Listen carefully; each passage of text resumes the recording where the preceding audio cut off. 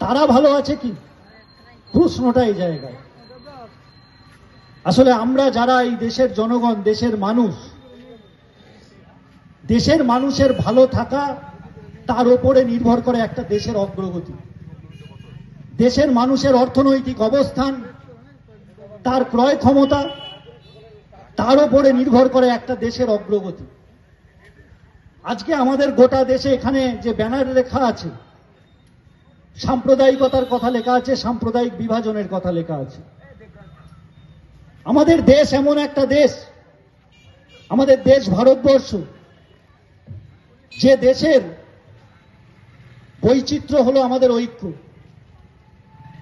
সারা পৃথিবী খুঁজলেও ভারতবর্ষের মতন এরকম একটা দেশ পাওয়া যাবে না, যে দেশে কয়েক কিলোমিটার গেলে মানুষের ভাষা বদলে যায়, যে দেশে একটা প্রান্ত থেকে আর একটা প্রান্তে পাড়ি দিলে দেশের সংস্কৃতি বদলে যায়, যে দেশে কয়েক কিলোমিটার পাড়ি দিলে বিবাহের অনুষ্ঠান বদলে যায়, যে দেশে মানুষের কাজের পরিবেশ, পরিস্থিতি, ভৌগোলিক অবস্থানের পরিবর্তন ঘটে যায়, আকাশ পাতাল তফাৎ ঘটে যায়। আসলে এটাই আমাদের দেশের শক্তি। আমাদের দেশে 1000-এর বেশি মানুষ আছেন যাদের ভাষা ভিন্নতা আছে, বিভিন্ন জনগোষ্ঠী।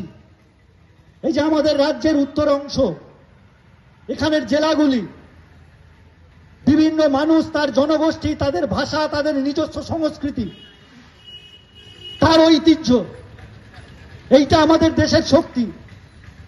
কিন্তু আমাদের দেশে বর্তমানে আমাদের দেশের শাসক, তারা মানুষকে ভাগ করতে যায় শুধু ধর্মের নামে নয়, জাতির নামে, ভাষার নামে। একটু আগে আমাদের যিনি বক্তব্য রাখছিলেন, শুরুতে বললেন যে বাংলা ভাষী শ্রমিক, তারা যারা বিভিন্ন রাজ্যে কাজ করতে যাচ্ছে তাদের ওপর আক্রমণ। আসলে সত্য কথাটা কি যে পশ্চিম বাংলায় কাজের পরিবেশ নেই, সারা ভারতবর্ষে কাজের পরিবেশ নেই। এখন বিজেপি বা তৃণমূল পরিসংখ্যান দিয়ে বলতে পারে যে প্রত্যেকেই কিছু না কিছু তো কাজ করছে। ঠিক, প্রত্যেকে নিজের পেট চালানোর জন্য, নিজের সংসার প্রতিপালনের জন্য কোনো না কোনো কাজ তাকে বেছে নিতে হচ্ছে। কিন্তু আসলে কাজের স্থায়িত্ব নেই। আমাদের দেশের সরকার কয়েকদিন আগে সংসদে একটা বিল পেশ করেছে, মোটা কথায় সেটা শ্রম কোড, কিন্তু আসলে আইনে কি আছে? ন্যূনতম মজুরি আমাদের দেশে যা নির্দিষ্ট করা ছিল, ন্যূনতম মজুরির কোনো আর স্ল্যাব নেই। একজন কারখানার শ্রমিক কাজ করবেন, তিনি কত টাকা মজুরি পাবেন তার লড়াই আন্দোলন বড় কথা নয়, মালিক পক্ষ ঠিক করে দেবে তিনি মজুরি কত পাবেন। এমন একটা আইন আমাদের দেশের সরকার আনলো, যে আইনে কারখানায় কাজ করতে গিয়ে একজন শ্রমিক যদি আক্রান্ত হন, একজন শ্রমিক যদি দুর্ঘটনার কবলে পড়েন, তাহলে মালিকের দায় থাকে তাকে সুস্থ করার, হসপিটালের খরচ দেবার। ন্যূনতম খরচের কোনো আর তালিকা নেই এই আইন পাস হওয়ার পর।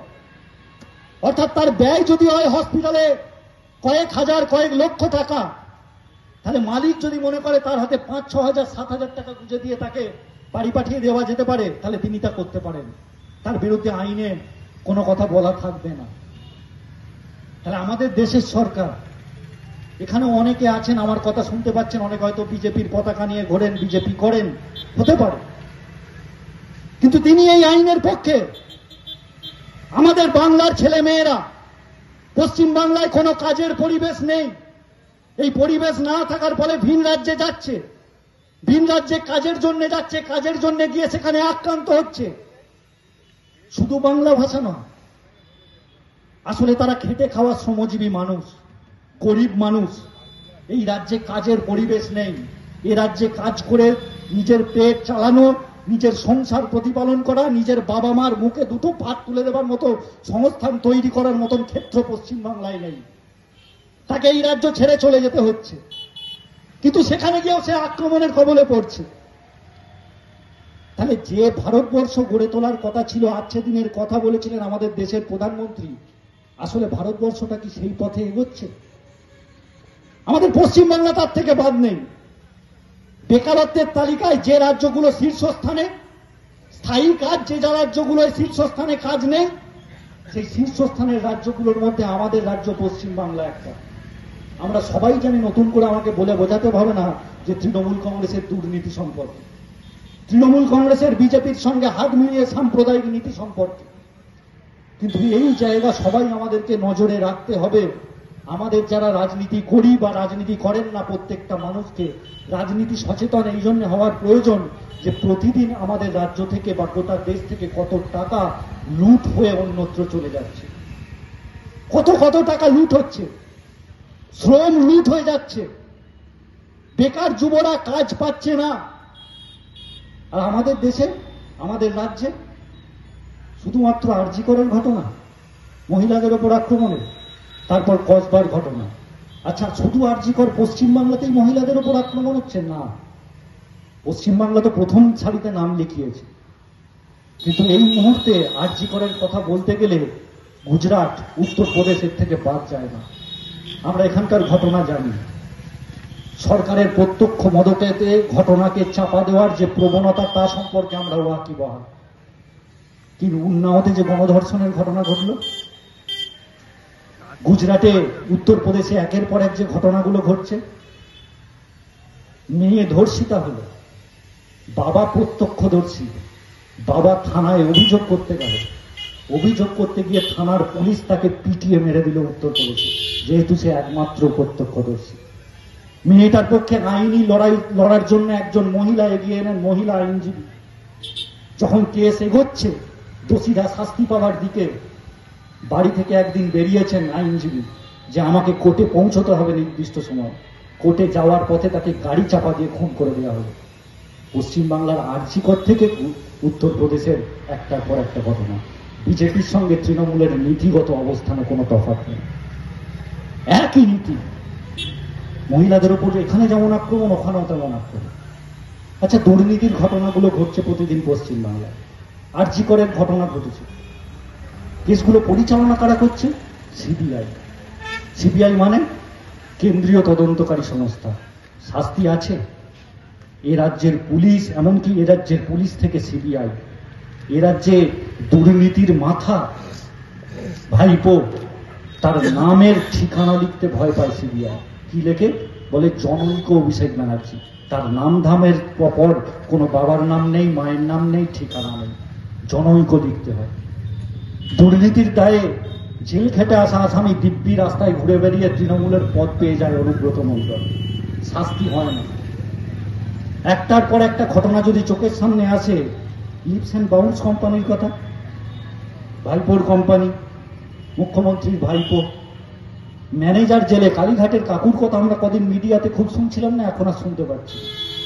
বলো কালীঘাটের কাকু অপরাধ করেছে, কালীঘাটের কাকু চলে গেল জেলে। লিপস অ্যান্ড বাউন্স কোম্পানির ম্যানেজার দুর্নীতির দায়ে জেলে।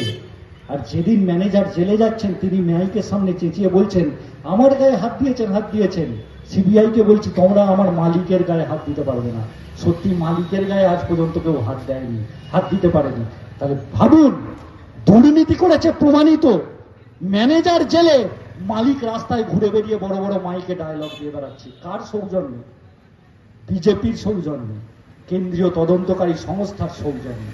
তাই তৃণমূলের রাজনীতি, তৃণমূল বিজেপির রাজনীতির বোঝাপড়া। তাই আজকের যা পরিবেশ পরিস্থিতি আমাদের সামনে দাঁড়িয়েছে, এই যে বেকার যুব জীবনের যে তীব্র যন্ত্রণার মধ্যে আমরা দাঁড়িয়ে আছি, আজকের ভারতবর্ষের মাটিতে যে তীব্র যন্ত্রণার মধ্যে আমাদের দেশের কৃষকরা দাঁড়িয়ে আছে, যে তীব্র যন্ত্রণার মধ্যে চা বাগানের শ্রমিকরা দাঁড়িয়ে আছে, এর বিরুদ্ধে আমাদের লড়াই আসলে গোটা দেশটাকে এক করে সাম্প্রদায়িকতার বিরুদ্ধে। যার যা ধর্ম, সে ধর্ম তিনি ব্যক্তিগতভাবে পালন করবেন, কিন্তু রুটি রুজির লড়াইকে জোরদার করতে আমাদেরকে ঐক্যবদ্ধ হতে হবে। আর তৃণমূল বিজেপি চায় যাতে রুটি রুজির লড়াই প্রতিদিন ভাঙে, মানুষ যাতে ধর্মীয় বিভাজনের নামে, জাতের নামে, ভাষার নামে বিভক্ত হয়ে যায়, যাতে লুটের সাম্রাজ্য ওদের বজায় থাকে, যাতে লুট করার সময় মানুষ যাতে ঐক্যবদ্ধ হতে না পারে, সেই জন্য বিভিন্নভাবে সমাজের মানুষকে ভাগ করে দাও। এই রাজনীতির বিরুদ্ধে আমাদের সকলকে ঐক্যবদ্ধ হওয়ার আবেদন জানিয়ে আমার ছোট কথা শেষ করলাম। ইনকিলাব জিন্দাবাদ।